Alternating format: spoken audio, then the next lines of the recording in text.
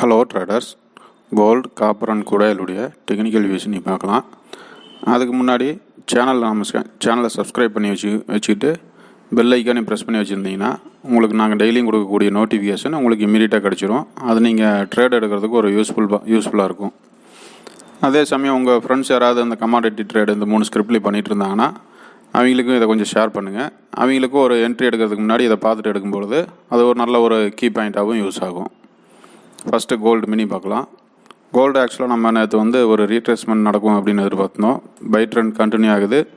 ஒரு ரீட்ரேஸ்மெண்ட் நடக்கிறதுக்கு வாய்ப்பு இருக்குது அப்படின்னு எதிர்பார்த்தோம். அதே மாதிரி ரீட்ரேஸ்மெண்ட் நல்லா ஸ்ட்ராங்காகவே நடந்துகிட்ருக்குது. நம்ம அதிகபட்சம் எதிர்பார்த்த இடம் இந்த ரெசிஸ்டன்ஸ் வரைக்குமே வரதுக்கு வாய்ப்பு இருக்குது அப்படின்னு எதிர்பார்த்தோம்.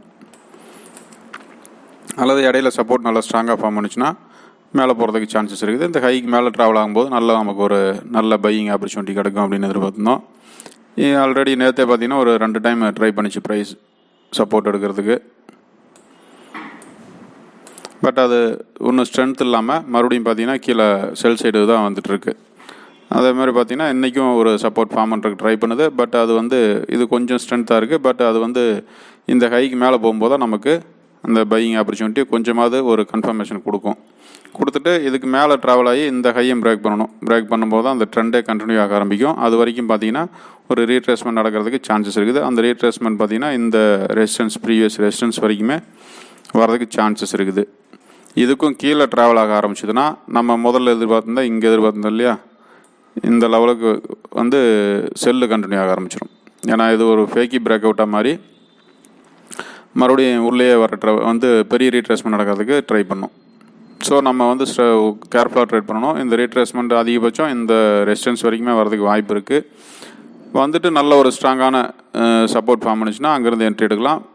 இருந்தாலும் இப்போதைக்கு இருக்கக்கூடிய நமக்கு என்ட்ரி எடுக்கக்கூடிய இடம் பார்த்திங்கன்னா இந்த 38684க்கு மேலே நம்ம பை என்ட்ரி போனோம்னா நம்ம கொஞ்சம் சேஃபாக இருக்கும். நமக்கு ஸ்டாப் லாஸும் நியரஸ்ட்டாக இருக்கும். ஒரு பெரிய இந்த ஹையை கட் பண்ணி ட்ராவல் ஆகும்போது நமக்கு ஒரு பெரிய பையிங் ஆப்பர்ச்சுனிட்டி கொடுக்கறதுக்கு சான்சஸ் இருக்குது.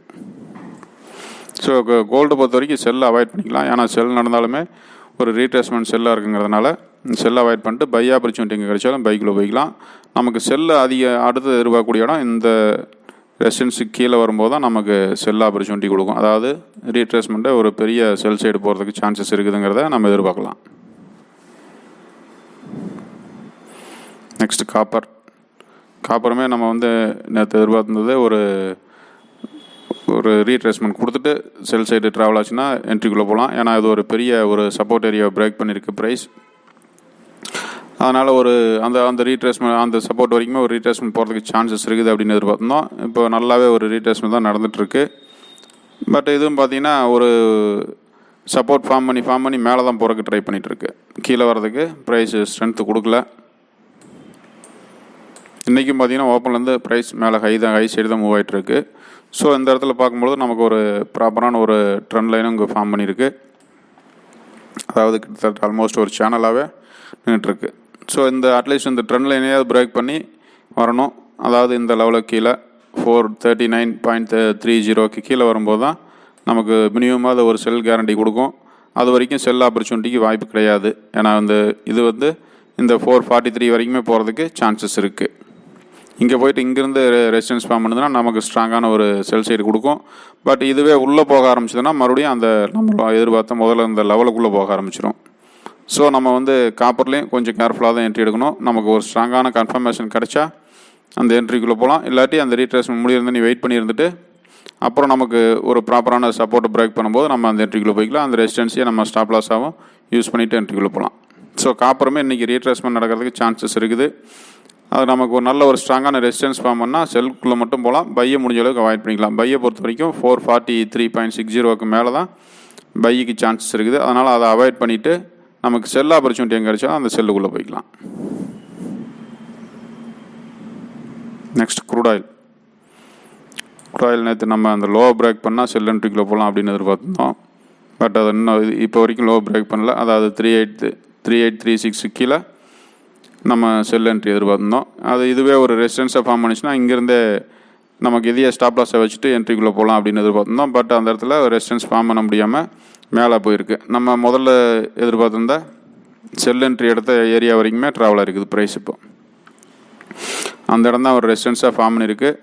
இப்போவும் ஒன்றும் அதே சுச்சுவேஷன் தான், நேற்று சொன்ன லெவலாக தான் இருக்குது. அது 3836 லெவலில் பிரேக் பண்ணி ட்ராவல் ஆகும்போது தான் நமக்கு செல் ஆப்பர்ச்சுனிட்டி கொடுக்கும். அது வரைக்கும் நம்ம வெயிட் பண்ணி தான் என்ட்ரிக்குள்ளே போகணும். ஏன்னா நமக்கு வந்து நேற்றே ஒரு ரீட்ரேஸ்மெண்ட் சின்னதாக தான் இருக்குன்னு எதிர்பார்த்தோம். பட் அது நல்ல ஒரு பெரிய லெவல் வரைக்குமே போயிட்டு வந்துருக்குது. இங்கேயுமே பார்த்தீங்கன்னா செல்லிங் ப்ரெஷர் கொடுத்துட்ருக்கு. பட் அது வந்து இன்னும் கொஞ்சம் ஸ்ட்ராங்காக கொடுக்கணும். அதாவது இந்த லோவை பிரேக் பண்ணி ட்ராவல் ஆகணும். ஆகும்போது தான் நமக்கு அந்த செல் கண்டினியூ ஆக ஆரம்பிக்கும். இல்லாட்டி மறுபடியும் எகைன் ஒருக்கா அந்த ஏரியாவில் போய் டெஸ்ட் பண்ணிட்டு தான் வரதுக்கு சான்சஸ் இருக்குது. ஸோ குழாயில் பொறுத்த வரைக்கும் இந்த லோ பிரேக் பண்ணுற வரைக்கும் செல் கிடையாது.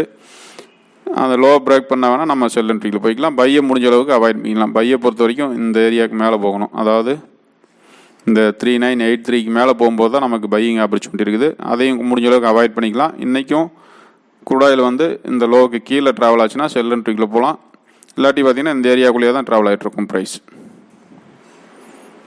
ஸோ குழாயில் இன்றைக்கி பை கிடையாது. செல் ஆப்பர்ச்சுனிட்டி கிடைச்சா மட்டும் செல்லுக்குள்ளே போய்க்கலாம். அது இந்த லோவை பிரேக் பண்ணால் 3836 பிரேக் பண்ணால் செல்லுக்குள்ளே போகலாம். அது வரைக்கும் வெயிட் பண்ணி என்ட்ரிக்குள்ளே போய்க்கலாம். Okay, thank you.